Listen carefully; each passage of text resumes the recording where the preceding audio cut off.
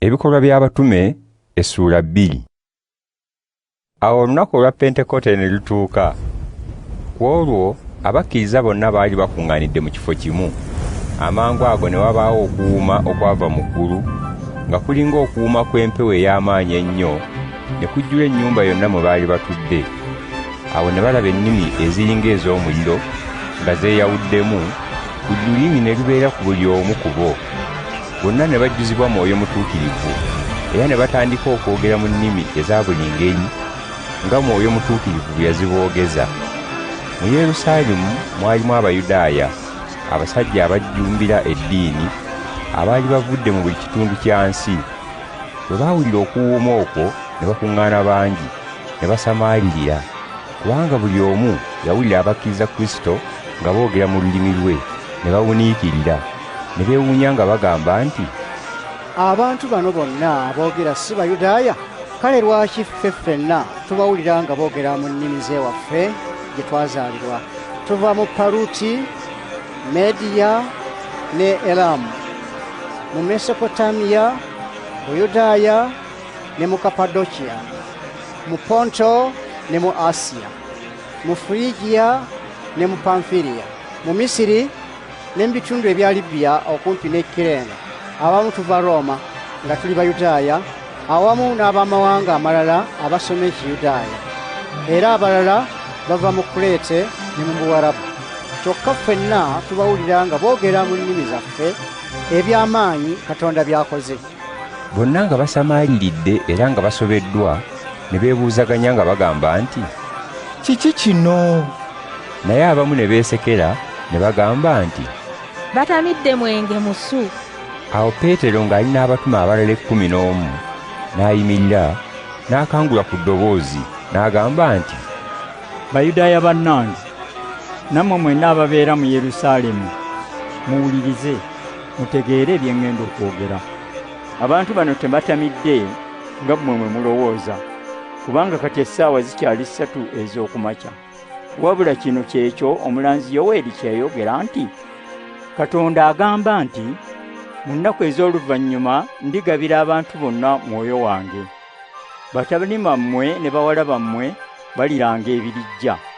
Abavubuka bammwe balirabikirwa, n'abakadde mu mmwe baliroota ebirooto.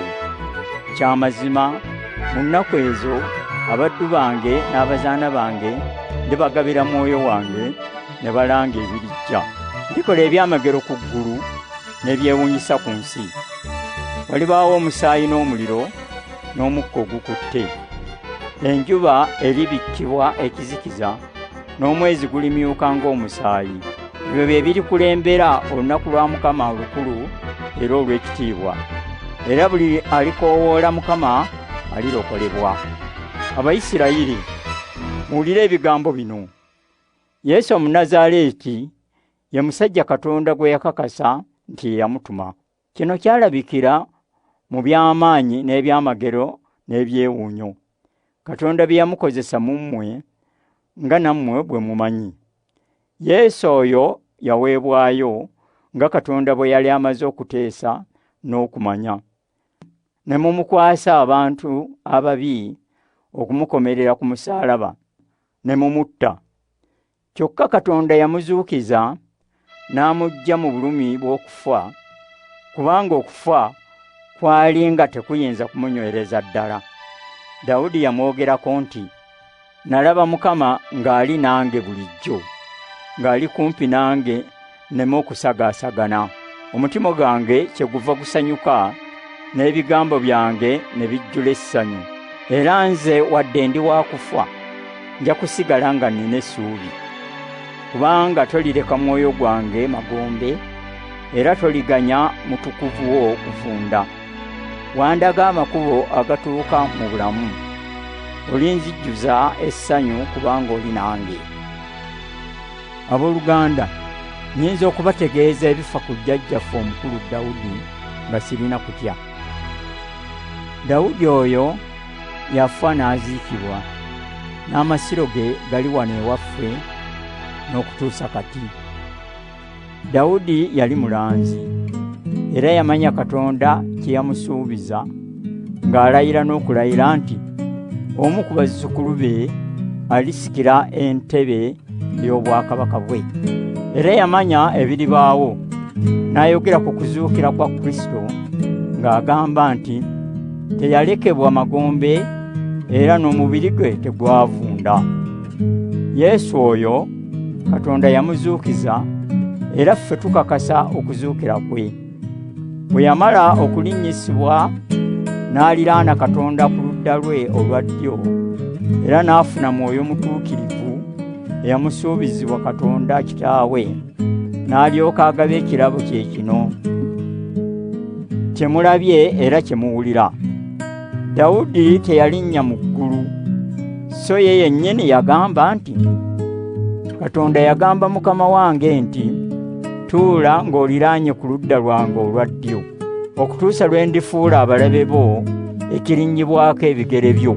Kale nno abantu ba Isirayiri bonna bamanye awatali kubuusabuusa nti Yesu oyo gwe mwakomerera ku musaalaba, Katonda yamufuula Mukama era Kristo. Awo bwe baawulira ebyo ne beeraliikirira nnyo, ne bagamba Peetero n'abatume abalala nti, abooluganda, tukole ki? Peetero n'abagamba nti, mwenenye, era buli omu mu mmwe abatizibwe mu linnya lya Yesu Kristo, mulyoke musonyiibwe ebibi byammwe, era munaafuna ekirabo ye Mwoyo Mutuukirivu. Kubanga kino Katonda yakibasuubiza mmwe n'abaana bammwe, era n'abo bonna abali ewala, bonna Mukama Katonda waffe baaliyita. Era Peetero n'ayongera okubategeeza mu bigambo ebirala bingi, n'abagamba nti, mulokolebwe, mwewonye ekibonerezo ekigenda okuweebwa ab'omulembe guno omubi. Awo abakkiriza ebigambo bye ne babatizibwa. Ku lunaku olwo omuwendo gw'abakkiriza ne gweyongerako abantu ng'enkumi 3, ne banyiikiriranga okuyigirizibwa abatume n'okwetaba mu nkuŋŋaana ez'okutabagana n'okuliira awamu ng'abooluganda era n'okusinza Katonda. Ebyamagero bingi n'ebyewuunyo ne bikolebwanga abatume, abantu bonna ne beewuunya. Bonna abakkiriza baabanga wamu era nga bassa kimu mu byonna. Baatundanga ebyabwe, ensimbi ze bajjangamu ne bazigabiranga bonna nga buli muntu bwe yeetaaganga. Baanyiikiranga okukuŋŋaanira mu ssinzizo buli lunaku, era mu maka gaabwe baalirangamu emmere yaabwe nga bajjudde essanyu n'okukkaanya, nga batendereza Katonda era nga basiimibwa abantu bonna.